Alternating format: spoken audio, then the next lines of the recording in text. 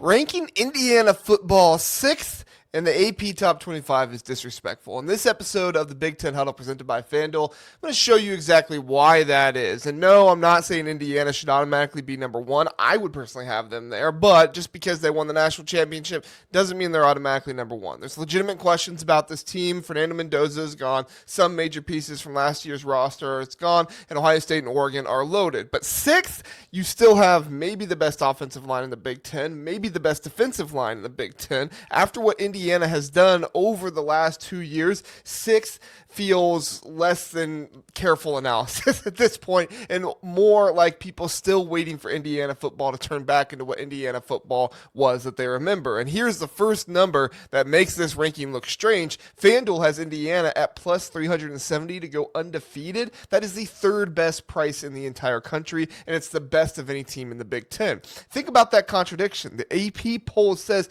Indiana is the third best team in their own conference. The market says Indiana is going to have a spectacular season with one of the best chances in the country to go undefeated, top three, and the best chance in their conference. Those two things do not fit together very comfortably, and the deeper you look at the rankings, the stranger it gets. Indiana is coming off a 16-0 national championship season, not a 11-2 with a lucky playoff run or anything like that. People can't make that argument this year. Not 3 losses in anything. 16 wins, 0 losses, Big Ten champions, national champions, number one in the final AP poll, and 1 year ago, Indiana started it was either 20 or 22. I can't remember what it was. That matters because we have already seen this exact movie play out. Last August, people looked at Indiana and said, okay, cute story, Kirk Cinetti, he had a nice first year, rah, rah, rah. And then Indiana went undefeated, won the entire thing, and made egg on their face, including all the Alabama fans who thought they were more talented than Indiana. Now we arrive in August of 2026, and the reaction is basically, okay, but can they do it again? Listen, dude, at some point, skepticism stops being healthy and starts becoming like a refusal to update what is actually going on in the sport. Indiana has gone 27-2 in 2 seasons under Kirk Cinetti. They went 11-2 in year 1, 16-0 in year 2. Cinetti became the first back-to-back AP Coach of the Year in the history of the award. So what exactly are we still waiting to see? Here's another wild part of all this. I got stats on stats today, okay? We're going at the AP poll for their stupidity. I'm not even going to be easy about it. Their stupidity. Number 6 is actually the highest preseason AP ranking Indiana has ever received. That sounds like enormous respect until you understand Indiana's history. Before 2026, the Hoosiers had only been ranked in the preseason AP poll 4 times. They were number 13 in 1968, number 14 in 1969, number 17 in 2021, and number 20 or 22, I can't remember, last year. So yes, number 6 is historic, but the reason it feels disrespectful is that Indiana is no longer asking voters to project a breakthrough. The breakthrough already happened. The championship already happened. The undefeated season already happened. Meanwhile, Georgia's over here 4 spots above them, and they haven't won a playoff game the past 2 years. The old Indiana football resume is that it's irrelevant to what Kirk Cinetti built now. It is absolutely irrelevant to what Kirk Cinetti built now. And yet, I think some voters are still grading the helmet. Here's where it gets even crazier. Indiana received 8 first-place votes. 8. That's the third most first-place votes in the country. Ohio State got 40. Oregon received 14. Indiana received 8. Notre Dame ranked 4th. They received 6th. Georgia ranked 3rd, received 0. Texas ranked 5th, received 0. So 8 AP voters voted or looked at everybody in the country and said, Indiana's the best team in America. Not 5, not top 5, not playoff caliber, number 1. And somehow, when all 69 ballots are combined, Indiana lands 6th. That tells you something important.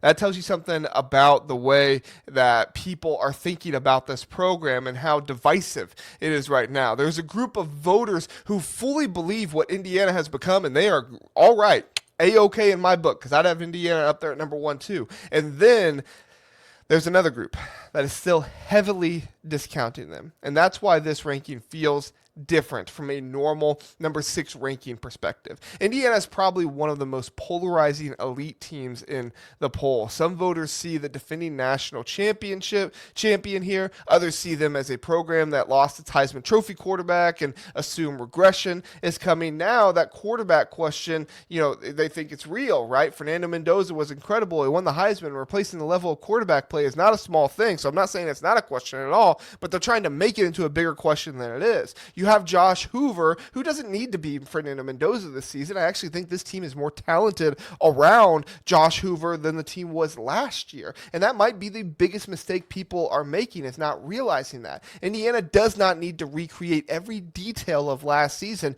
to remain one of the 3 or 4 best teams in the country. They need the operation to remain elite, the coaching, the preparation, the roster construction, the ability to win close games, the ability to develop their transfers, the ability to go into huge environments and look completely comfortable like they did against Oregon last year, going all the way out west to Oregon. Those things did not enter the NFL draft. Kirk Cinetti is still in Bloomington. His right-hand men of Mike Shanahan and Bryant Haynes are still in Bloomington, and that matters more than people want to admit. There's another historical number that tells you how unusual this all is. Indiana is the 7th defending national champion in the last 40 years to begin the following season outside the AP top 25.